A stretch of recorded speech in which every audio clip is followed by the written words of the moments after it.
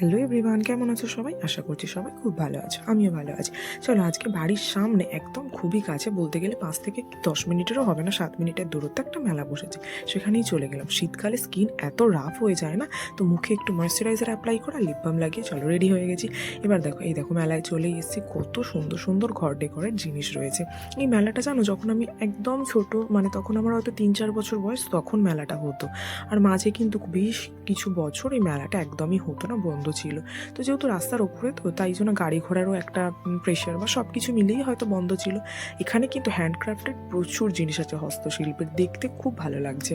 আর জানো, এই মেলাটায় যখন আমি ছোট্টবেলায় এসেছিলাম, তখন এই মেলা থেকে মা আমাকে একটা খরগোশ কিনে দিয়েছিল, ভীষণ কিউট, অনেক ছোটোবেলায় তখন।